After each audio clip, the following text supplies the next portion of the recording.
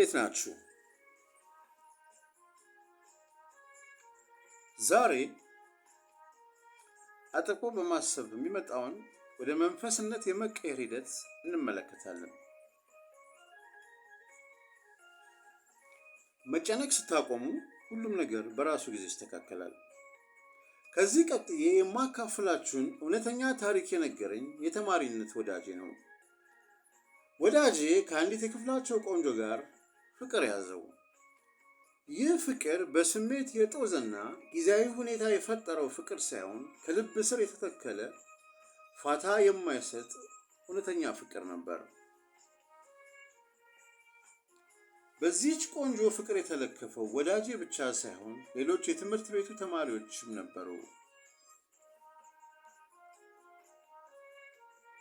ተፈቃሪዋ ወጣት ቆንጆ ብቻ ሳትሆን ኮስታራ፣ ጎበዝና በትምህርት ቤት ውስጥ በሚደረጉ የተለያዩ እንቅስቃሴዎች ወይም አክቲቪቲስ የምትሳተፍ የታወቀች ዝነኛ ነበረች።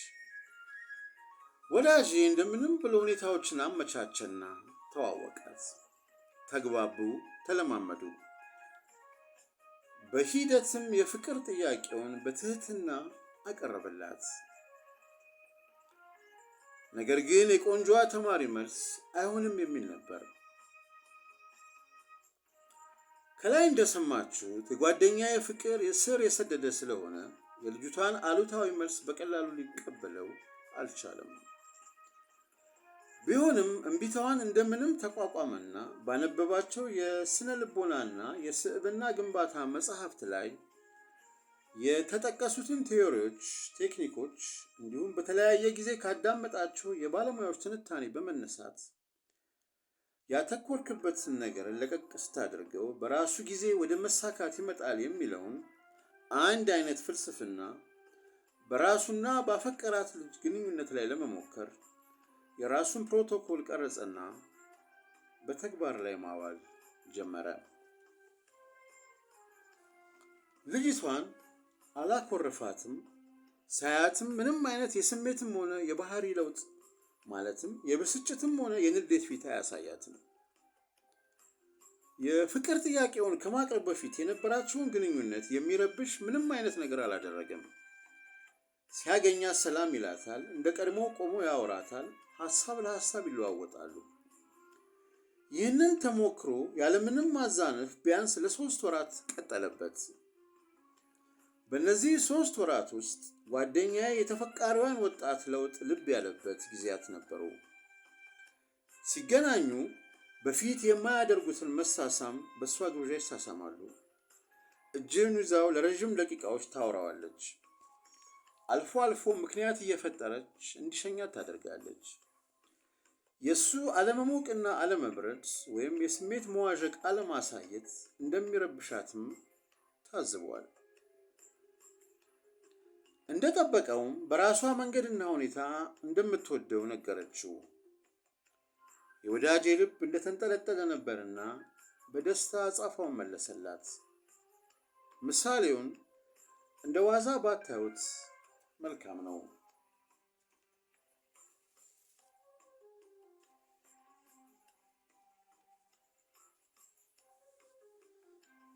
በግንኙነትም ሆነ በየትኛውም አይነት ፍላጎታችሁ ውስጥ ብታስተውሉትም ወይም ልብ ባትሉትም ስሜታችሁን ትጨምሩበታላችሁ። ሐሳብና ስሜት የየትኛውም ኑባሬ አቀጣጣይ ፈንጂዎች ናቸው። አንዳንድ ጊዜ የፍላጎታችንን ጥርጊያ ብቻ ይዘን ስንጓዝ እድልና አጋጣሚ የሚያመጡልንን በረከት እንዘነጋና እንዲሁም ባክናለን። በሆነ ነገር ላይ የሙጤ ማለት እንዲሁ ከላይ ከላይ በገደምዳሜ ሲታይ ለዓላማ የመታመንና ራስን ላመኑበት ነገር መስዋዕት አድርጎ የማቅረብ አማላይ ገጽታ አለው። በስሜት የመታወር ጣጣ ውሎ አድሮ ቀላል መፍትሄዎችን እንዳናይ ከመጋረዱም በላይ ፍለጋችንን ከባድ ያደርግብናል።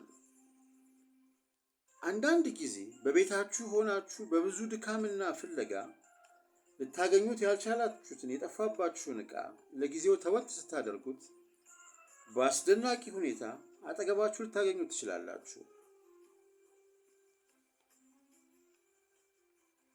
አብዝቶ የሆነ ነገር ላይ ማተኮር ወይም ማሰብ ነገሩን ወደ መንፈስነት ይቀይረውና የማይጨበጥና ለመፈጸም አዳጋች ይሆናል። ምንም ነገር ልታስቡ ትችላላችሁ። የፈለገ ተአምር ቢፈጠርና መቼውንም ቢሆን የትኛውም ሀሳብ ከእናንተ አይበልጥም። ሰው ከራሱ የሚበልጥ ሀሳብ ሊያስብ አይችልም። ሀሳብ ወደ ጭንቀት የሚቀየረው እናንተ የፈጠራችሁትን ሀሳባችሁን መቆጣጠር ሳትችሉ ስትቀሩ ነው።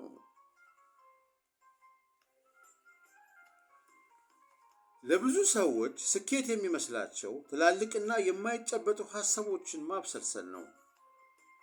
እውነት ነው፣ የሰው አእምሮ ለማመን የሚያዳግቱ አስደናቂ ነገሮችን ፈጥሯል። ነገር ግን አእምሮም ልክ እንደ ሌሎቹ የሰውነታችን ጡንቻዎች ሁሉ በልምምድ እያደገና እየሰፋ እንደሚሄድ መገንዘብ እጅግ ጠቃሚ ጉዳይ ነው።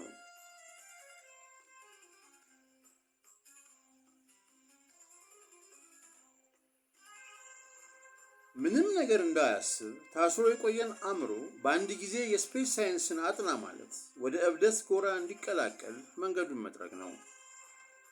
ለራሳችሁ ፋታ ስጡት። የምታስቡት ሀሳብ ለእናንተ እጅግ አስፈላጊ ቢሆንም እንኳ በአንድ ጀንበር ተሳክቶ ለማየት አትጠብቁ። ተወት፣ ለቀቅ አድርጉት።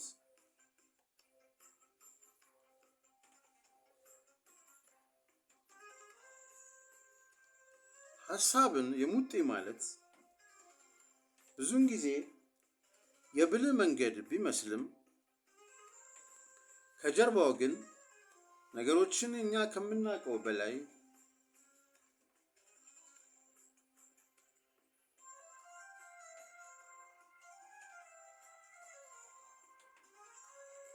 ሰፊና ከባድ ሊያደርግብን ይችላል።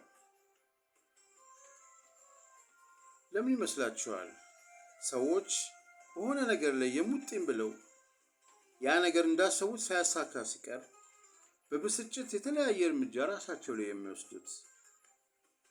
ነገሮችን አንዳንድ ጊዜ ለመተው ዕድል መስጠት ያስፈልጋል። የሆነ ነገር ስታደርጉ የሆነ ክፍት ቦታ መተው አለባችሁ። ያ ክፍት ቦታ እናንተን ወደ ራሳችሁ ተመልሳችሁ ከራሳችሁ ጋር እንድትታረቁ ዕድል የሚሰጣችሁ ሜዳ ነው። ስለዚህ ምንም ነገር ብታስቡ ሀሳቡን አንዳንድ ጊዜ ለቀቅ ተወት አድርጉት። ያን ጊዜ በተፈጥሮ ሕግ መሰረት ነገሮች በራሳቸው ጊዜ የሚሳኩበት መንገድ ይፈጠራል።